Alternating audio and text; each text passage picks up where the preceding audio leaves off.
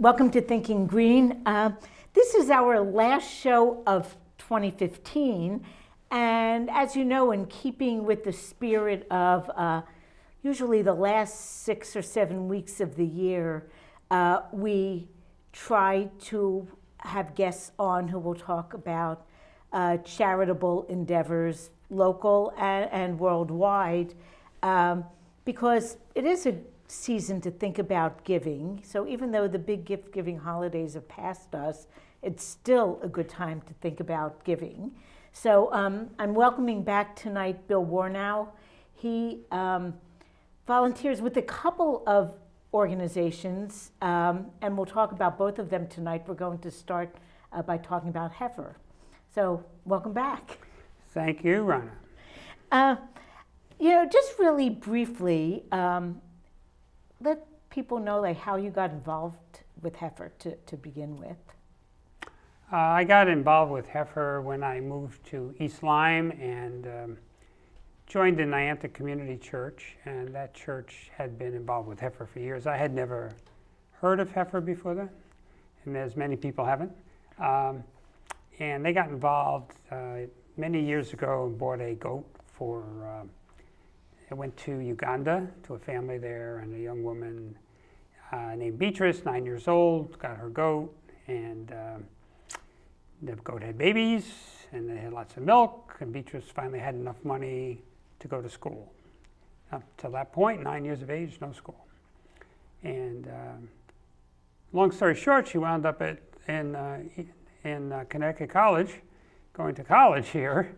And I got to meet her when she came to the church to thank the children in the Sunday school who bought her the goat many years earlier. And at that point, I decided, this is a great story.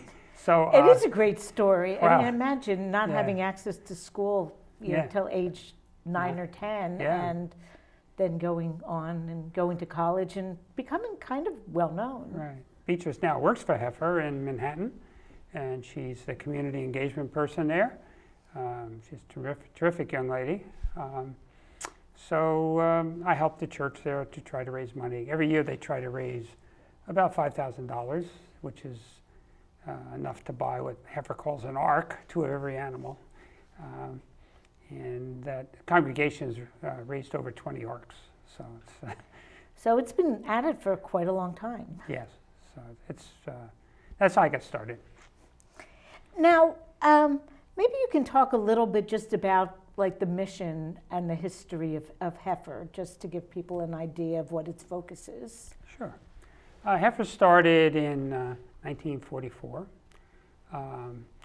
and the roots of it go back to the Spanish Civil War, when the founder of Heifer went to Spain to give a cup of milk to hungry children, infants, all line up. And he never had enough milk, and he realized that they really needed cows.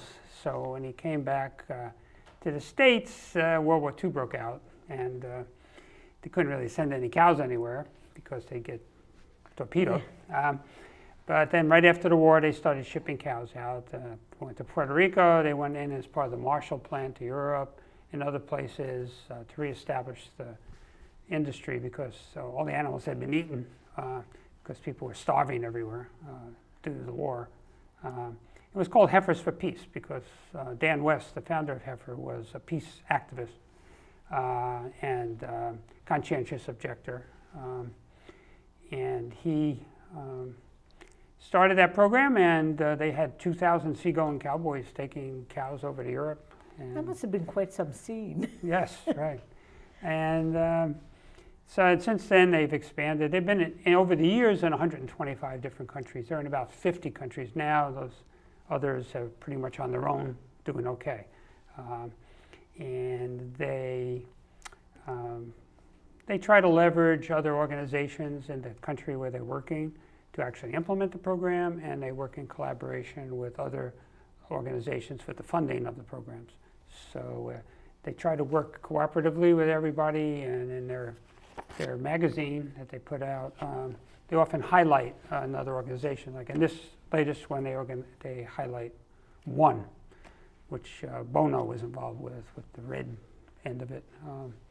And they have 6 million members, and try to get governments to do what they're supposed to do to help people.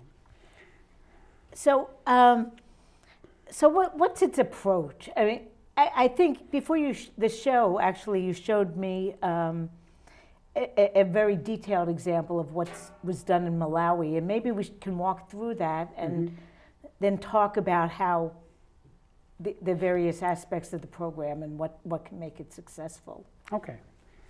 Well, heifer is an animal, as a cow that hasn't had a baby yet. That's where it got its name. It's kind of an odd name for an organization. And the principle of heifer is that you give an animal and training and all the support a family would need to become self-sustaining. Generally, if it's a milk-producing animal, the milk supports the family by giving them nutrition, but also extra milk so kids go to school, you get medicine, or whatever you need. So that's the general approach.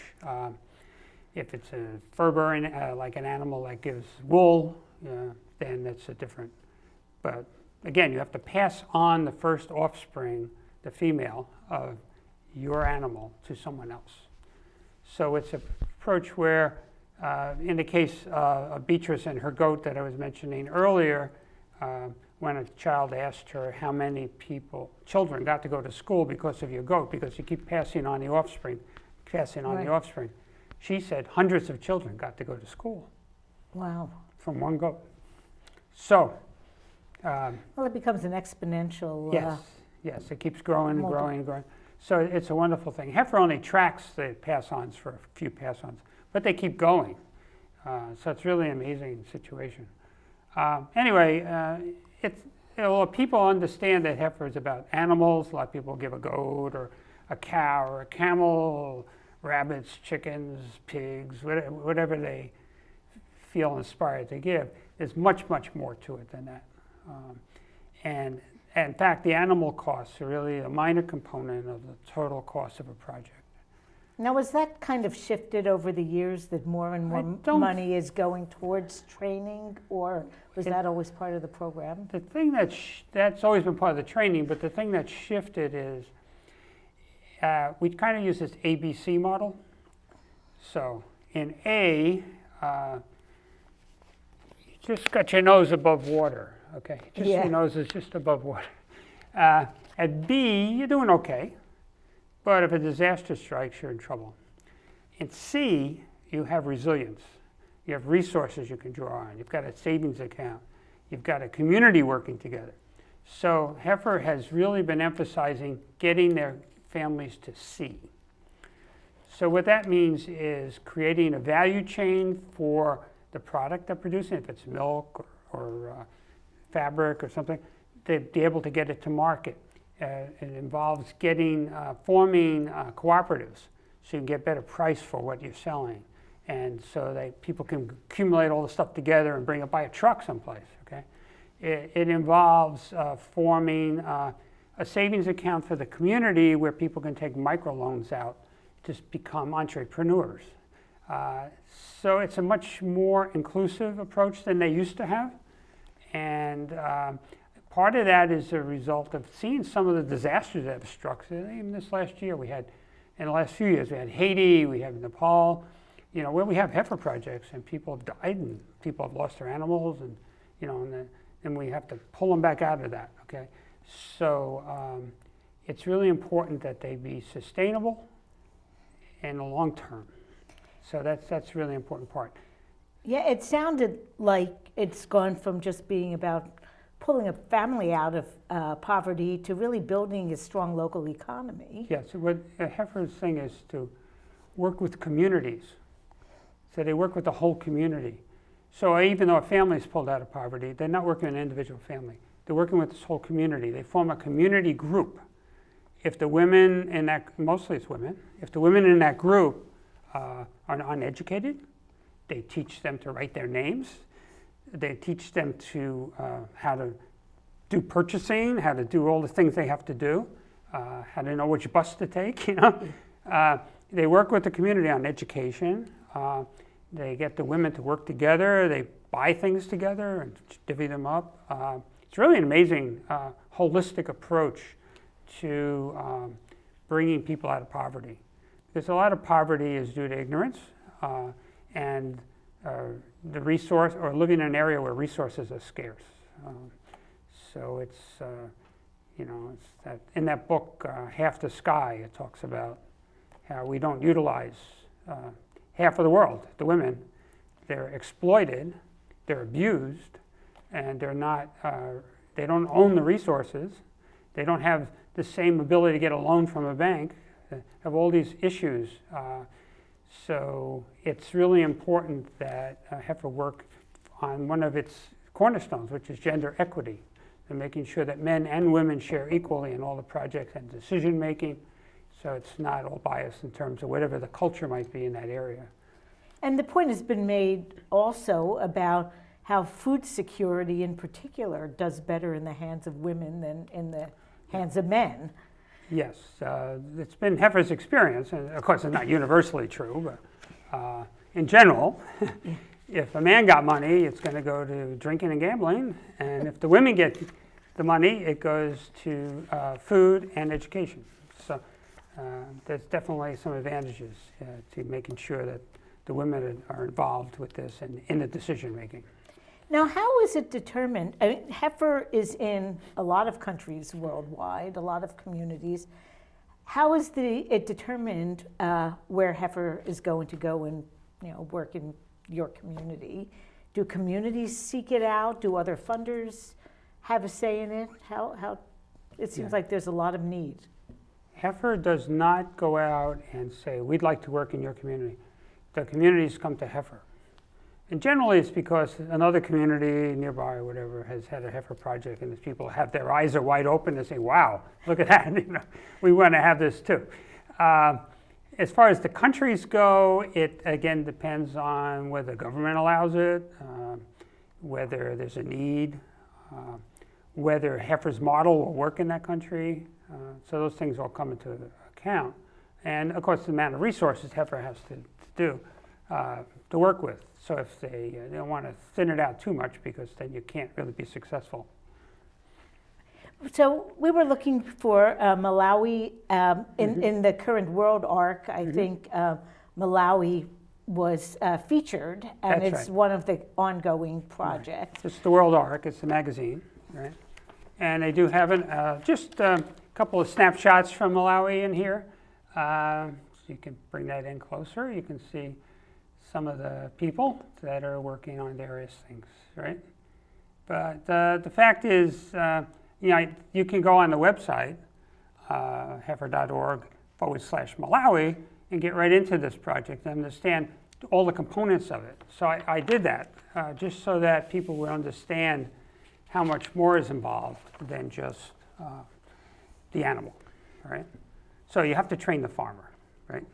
Right. To take care of the animal, all the things it has to do, how to grow the forage to feed the animal, all that kind of stuff. So that's, in that particular project, which is a big community, it's going to cost $35,000 to do that. And it sounds, when I first heard the number, it sounded like a big number, but then I think, 1 year of college costs that in this country. Right. So there's a whole community going to college. Yeah. So this is educating a lot of people. Right. And then the animals, a lot of these communities have animals, but they're really in bad shape. They've been inbred, they're stunted, they don't give much milk, or if they give wool, very little. So improved animal breeding is an important part. And what that means is setting up a breeding operation in the country so that they can produce high quality animals for the farmers. And it also means stuff like artificial insemination and all these other services that go with that. I was going to ask that because most of the animals you give are Pregnant. young females, pregnant females. Pregnant female. But if you have a breeding program, you have to have some males or some source. Right. And the males sometimes are hard to handle. So, but in cases of wool production, for example, with llamas, alpacas, sheep, a lot of times it's males that are introduced into the herd to upgrade the herd, high quality males. So, and then in order to keep the animals healthy, you have to train about that. So that's another $35,000 of training that goes on there. And then because we want people to be able to deal with the money situation and stay on top of things and not run into deficits and be able to set up their own entrepreneurships, business management and microloan training, that's another $25,000. And then making sure that the animals are sheltered properly so they stay healthy, there's another $20,000 there. In this case, the livestock's fully funded. And I'm guessing that that's what, when people give gifts, Yeah, they give the animals. That's right. But if you give an unrestricted gift, it's going to help with these other things, right? And then keeping the animals healthy, which means vaccinations and drugs if they need them and other things, are $35,000 a year. And the other thing is animals, they've been, in these countries, they've been just wandering around, eating all the grass and denuding the landscape. And so improving the land management techniques is really an important part. So I've seen this project in Armenia, it's a huge project where overgrazed land has to be restored to its normal condition. And actually breeding like cattle and stuff, any kind of animal like that, actually improves the land because of the droppings and the fact that they push the seeds in with the hooves, and actually, if you do it right, you can really improve the landscape. So all that, $16,000. So almost $250,000 has to be spent to take care of this project in Malawi. But it's the whole thing working together will make this project successful, and the people won't need us anymore, and that's so important. Heifer likes to get out in 3 years, get the project going, get it out in 3 years. They send in teams from the University of North Michigan to go and evaluate the project and see how it's doing, make sure it's actually improving people's lives.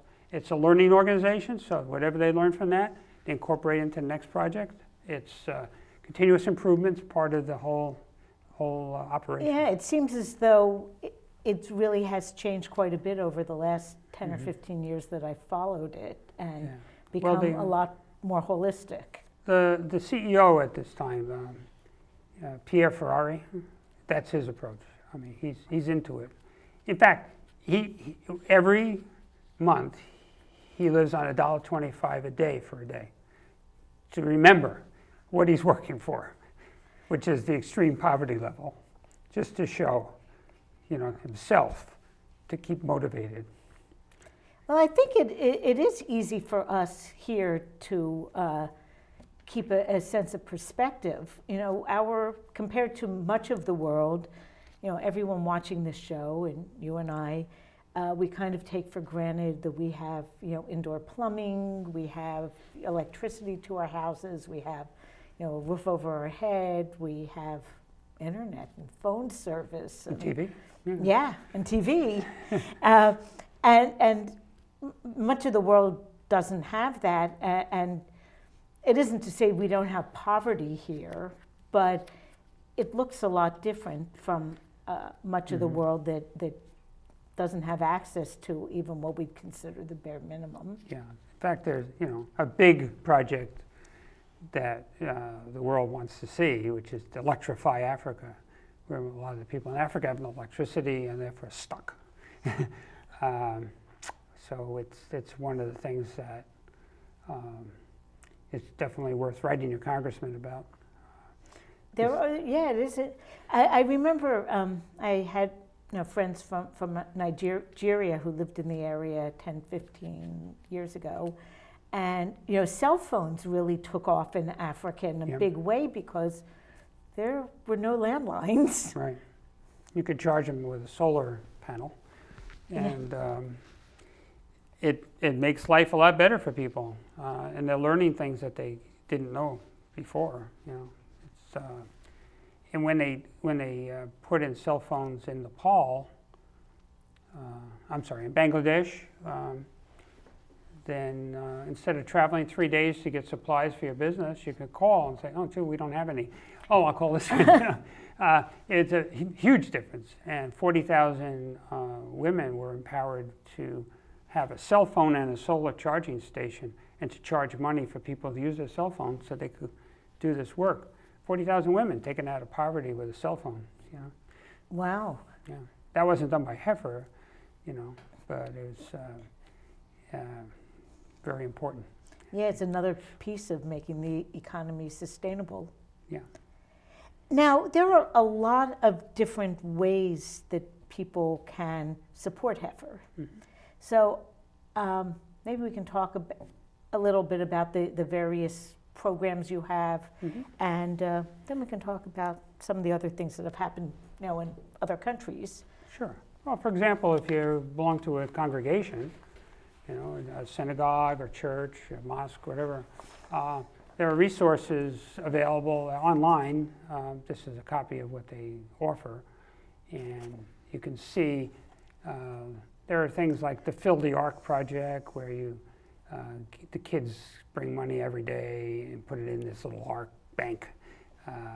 And learn something about an animal that talking about 10 cents here, 15 cents there, or whatever. It's a very good thing to use around Easter during Lent, or it's a whole month, or you can use it Christmas and Advent. And then the kids will bring all the money in on the holiday and offer it in the congregation.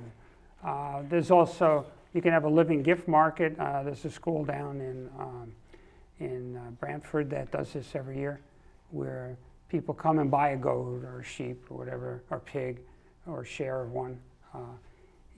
Virtually, they come to the living gift market, and then they raise enough money to, like the one down there, the first year they raised $4,990.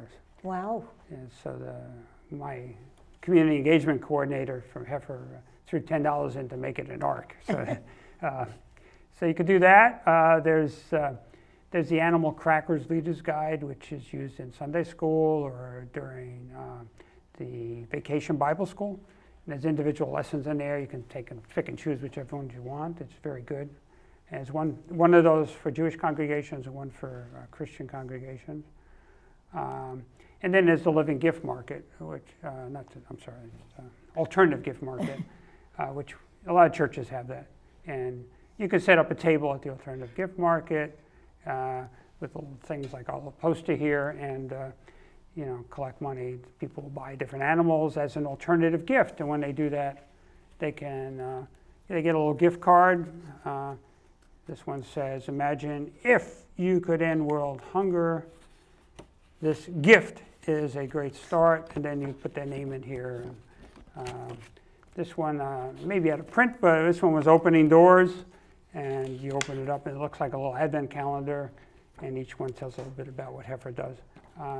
So you can get one of those with it. So these are great gifts for grandparents or children. I've given them to my nephews and nieces. They loved it. I got a rabbit, or I got a chicken, or whatever. So you can do that kind of thing. And then there are a number of videos that they have available. Then for children in school, so if you're a teacher, there's the Read to Feed program, or a school librarian, where children will read books, and like for every book they read, they get $1 from all their relatives that they solicit for help. And for every hour, they get $1 that they've been reading, which is a wonderful thing because kids are reading. Yeah, they're reading. They're reading. And then the money will go to support that. When you get to the older grades, these are middle school programs. Get It, Global Education to Improve Tomorrow. Then it comes with a whole big, both of these come with a whole lesson guide. And these are all based on the standards that are being used. So all kinds of lessons in science and English and math and history that go into these programs. And the children on this program learn about the global trade in coffee, bananas, flowers.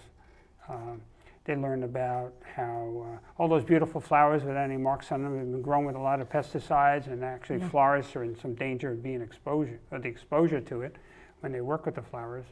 They learn about coffee and the history of it, the shade grown versus the plantation grown, and then they learn about the bananas and Honduras, the original banana republic, and how bananas are grown, and you can buy organic bananas or you can buy regular ones. I learned that they had this Nicaraguan bananas. The Nicaraguan farmers had actually sued in New York City the banana company because they had been exposed to those pesticides while working in the field, and now could no longer produce children. So there was a big lawsuit about that. So it's a good thing to learn in middle school because most of us have been pretty unaware most of our lives, and it puts another slant on choosing organic food because you hear the argument, oh, if you eat something that's not organic, it won't affect your health that much differently. But here's a case where it affects someone else's. But think about, I think, I remember, I don't know how many years ago, grape pickers were. Chavez and his grape boycott and all that. Yeah, and there were very severe health problems, not so much on the consumer end, but on the workers' end. Not to mention they were underpaid and exploited. If you learn about chickens, it's not in the curriculum, but you'll learn, about all these undocumented immigrants working in these chicken factories in ice cold conditions and doing repetitive things and winding up incapacitated and getting totally abused by their employers. So, you learn about all this stuff and you realize organic is better. And you may eat less, but eat organic, then you can pay for it. So those are some of the resources that Heifer has. And of course, there's the website, heifer.org, which has everything on it. It has a huge amount of information on it. Including the World Art magazine's on there and all kinds of great stories to read about.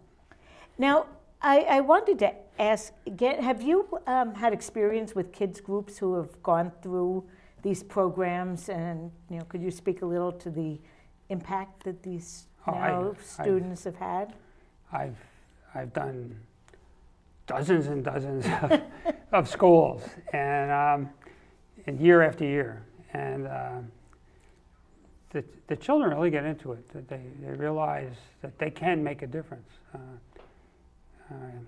The thing that stands out to me was early on when Marion Galbraith, who's now mayor of the city of Groton, used to be a teacher at Westside Middle School, told the children that every 5 seconds a child dies of hunger or hunger-related diseases, and just stood there for 5 seconds and said, "That's one."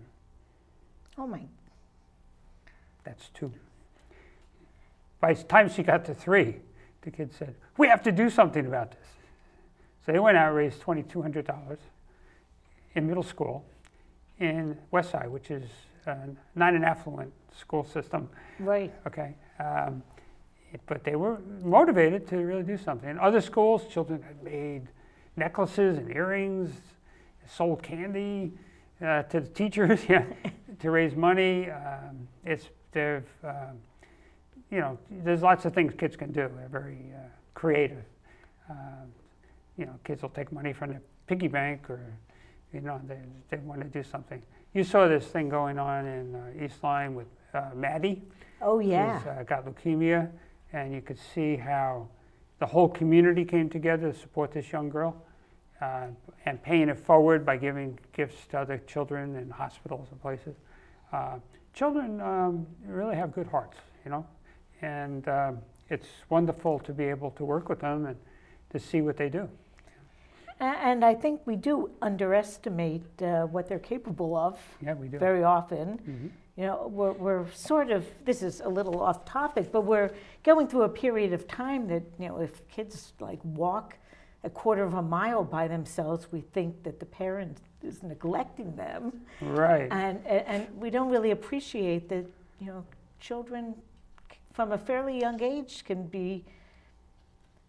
take care of themselves in some ways and help others as well. Right.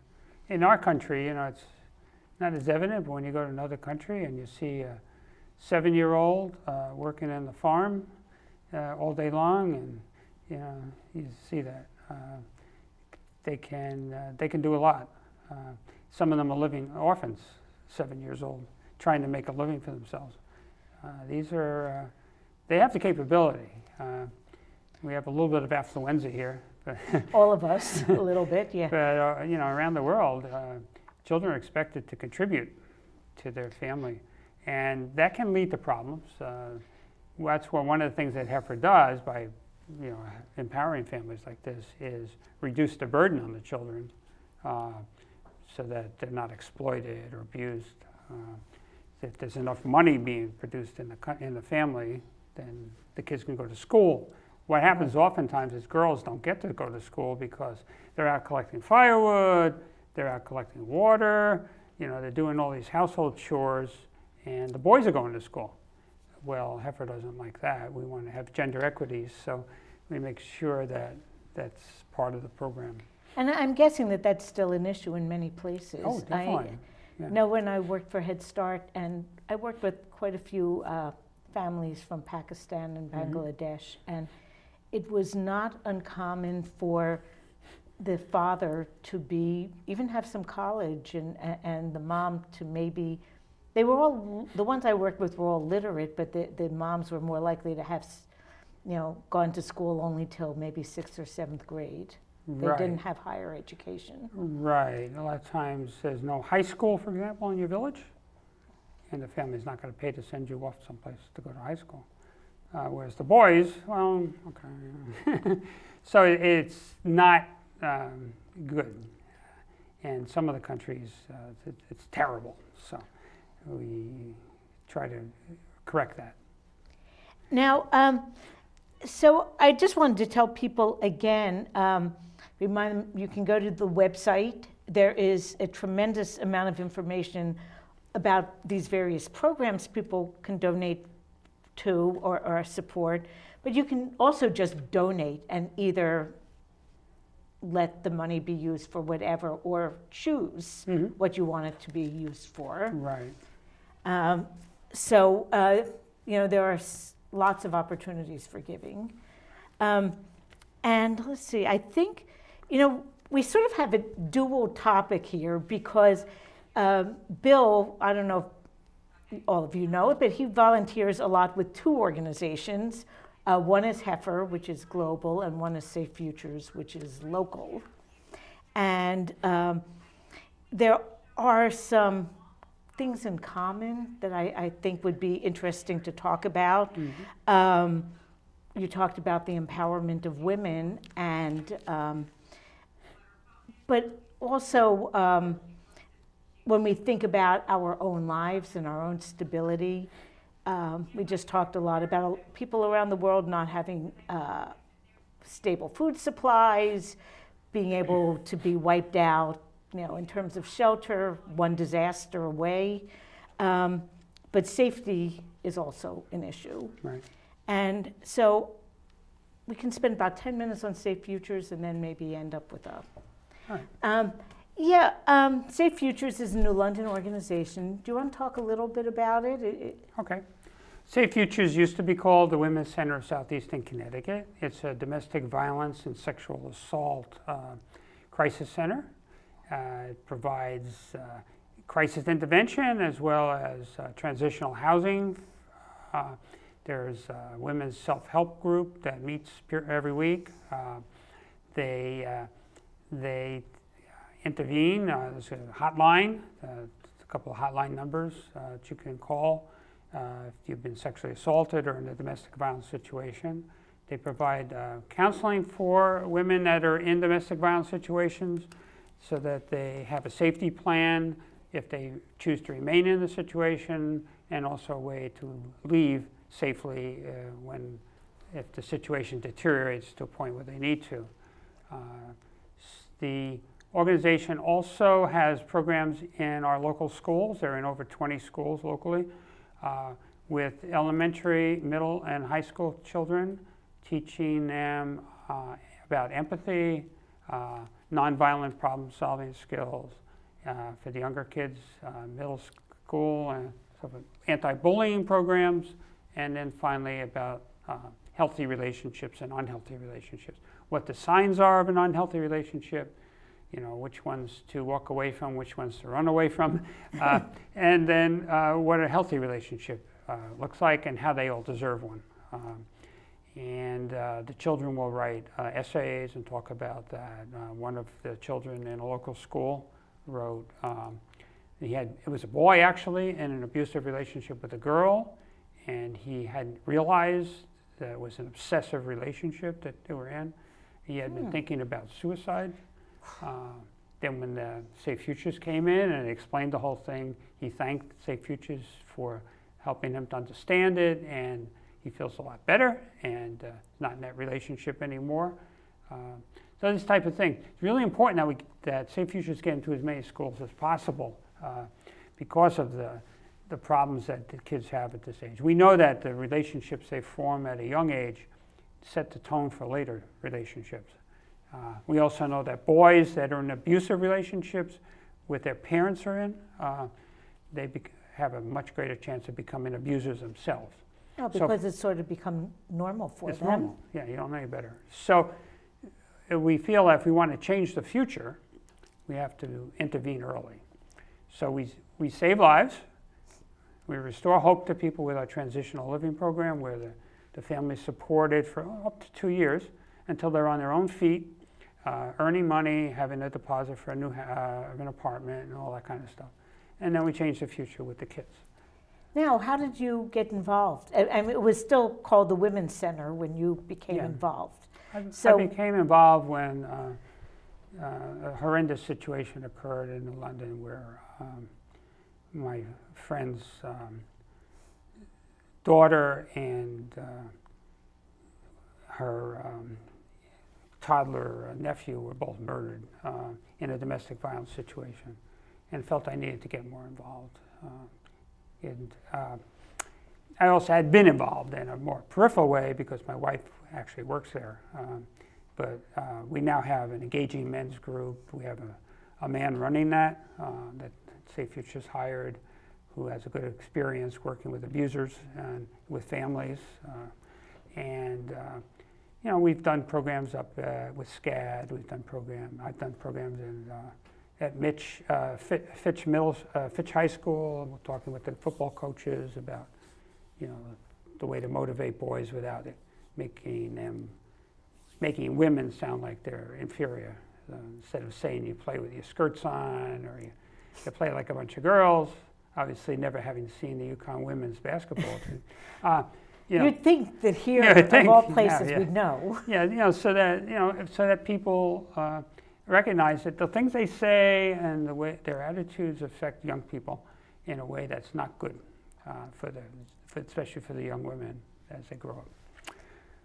Now, you mentioned a lot of the programs and services that Safe Futures provides. Now, I'm guessing year-round, but particularly now, they must have some special needs for people who want to help. What kind of things can people help with? Well, they always have a need for, when someone moves out of their housing into a new place, they have a need for furniture to replace it because they don't want those people to go into an apartment with nothing in it, so they'll take their stuff with them. So to replace that at Transitional Housing. There's always a need for sanitary supplies and diapers and cosmetic stuff like shampoo and toothpaste and toothbrushes, and so things like that to help ease their financial load by having those things donated. They have clothing there that you can donate as well, and good quality clothing, which they, with a referral, any agency in the area can use the clothing there for their clients. So they, things like that are very helpful. They actually publish a list of what their needs are on their website. So people can go to the Safe Futures CT. Safe Futures CT, because Safe Futures in Connecticut. There's apparently another Safe Futures someplace that's not this one. Yeah. And we don't want to get confused. Right. Safe Futures Connecticut. And Safe Futures also conducts periodic tours if people want a little bit of a look behind the scenes, correct? That's right. I participate in those. So come out and we'll meet face to face. Yeah. So we actually set a tour of their agency's mission. So we walk around the agency, but we learn about how they save lives, how they restore hope, how they change the future, and you'll see some of the facilities in the process. Now, in terms of emergency services, what do they do? So you call the hotline if you're in a situation, day or night, 24 hours a day. And a counselor there will work with you. If you're in an immediate crisis, they can even, on a separate line, call the police to help you leave safely. If you just have questions, or you're not sure if you're in an abusive relationship, abusive relationship can be emotional, it could be verbal, it can be physical. It doesn't have to be physical. If someone's knocking your self-esteem down constantly, that's abuse. Yeah. So we have all those options available, and you can call. You may get a different person the next time you call. You can call as many times as you need to. If you've been sexually assaulted, they'll send someone to meet you at L&M Hospital or Bacchus, wherever you happen to be. We have a walk-in counseling center in New London at 16 J Street, but we also have one up in Norwich, which we were able to reopen after. And you don't need an appointment, you can just walk in. You don't need. And I want to note that if a person goes to the website, there is a lot of great information there, Absolutely. including kind of a checklist how to recognize what an abusive relationship is, or how to recognize what sexual assault is. But this website, like so many of that type, have buttons that you can exit quickly. Yes, you can actually exit so that no one knows you're on there. If someone that you're being abused by walks in the room, it's gone. It's gone, and it's gone from your history, so people can get some information without exposing themselves. That's right. Which is also can be very useful for people who aren't ready to make the phone call or walk in. So, if you're a hairdresser or a barber or, a medical professional and someone's telling you about some of the problems they're dealing with, you should refer them to Safe Futures, because that's our local agency throughout the Norwich area, New London County. It's the one. And, if you have to escape New London County to get as far away from your abuser as possible, we are interconnected with all of the equivalent agencies throughout the country. Sometimes we'll be taking people from California because they had to get that far away from somebody. During the crisis, the football crisis in the elevator, we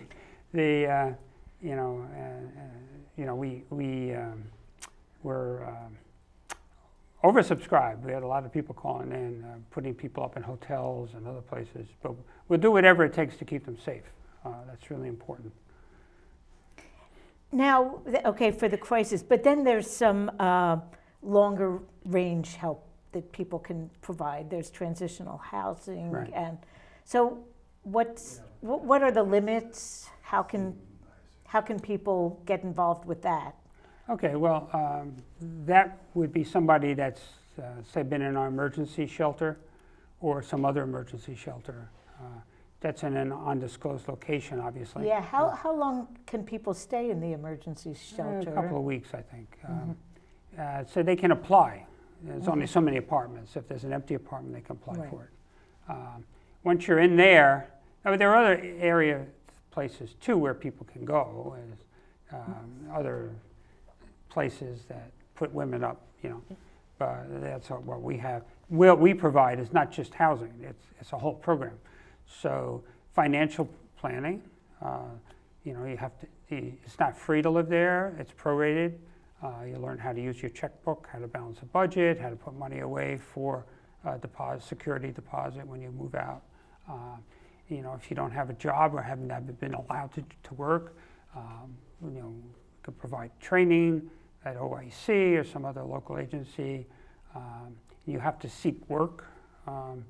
If you have children, there's a family services advocate that's working with them, make sure they're getting all the services they need because they've been through trauma in that relationship, and make sure they're enrolled in a school or Head Start, that they have clothes and backpacks and supplies.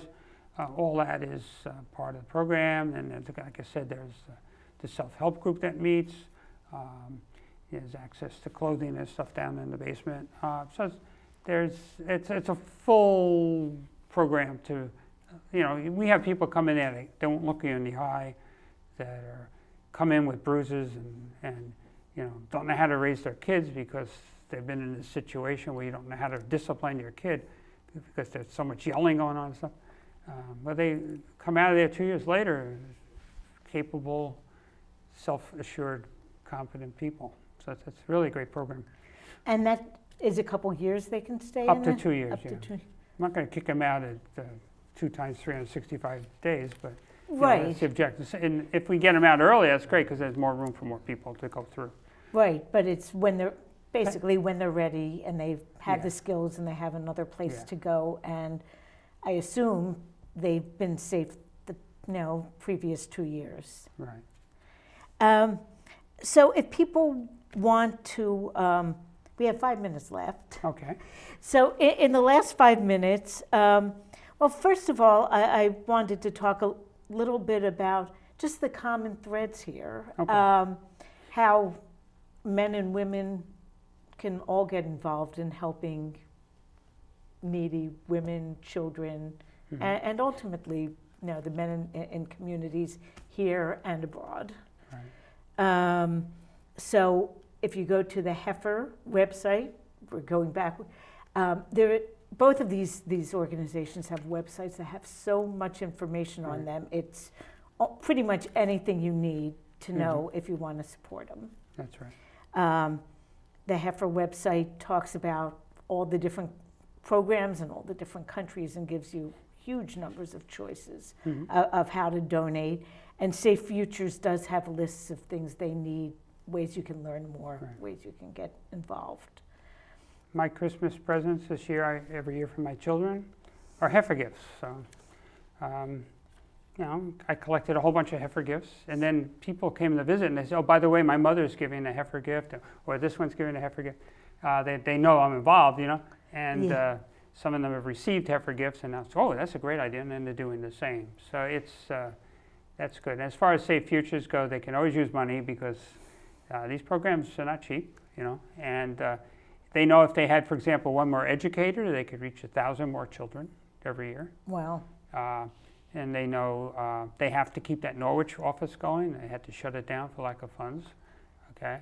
Which is scary because people in need can't necessarily travel long distances. Oh, there's other reasons too. GPS inserts by their abuser, and that they know that, gee, they went there. Oh, Yeah. or lack of transportation, things like that.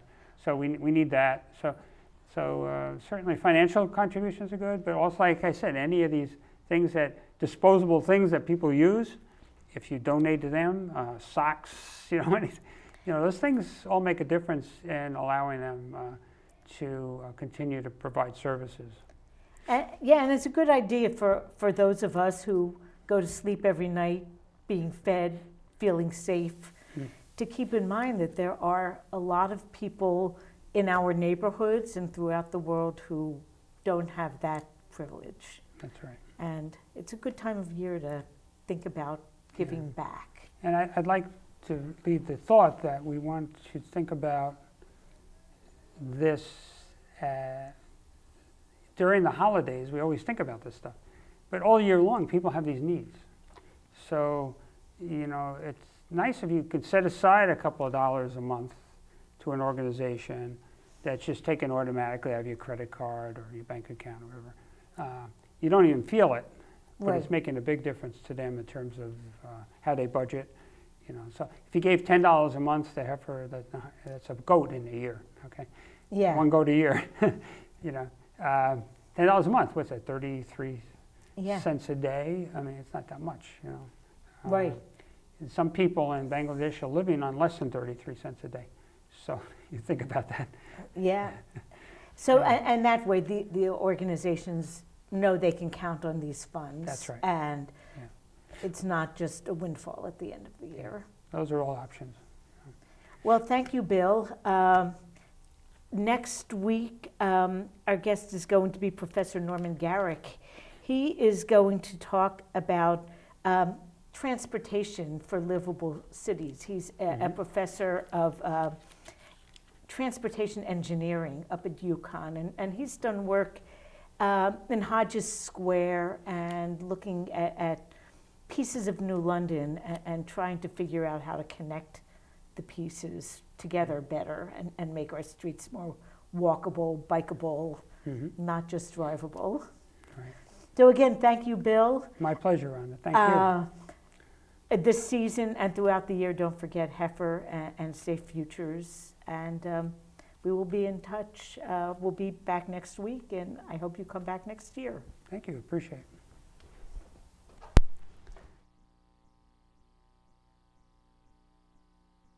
Feel alright today, I got a new pair of shoes. I'm gonna do me some traveling, walk away my blues. I'm turning a corner in this life of mine. I feel alright today, yeah, I'm doing fine.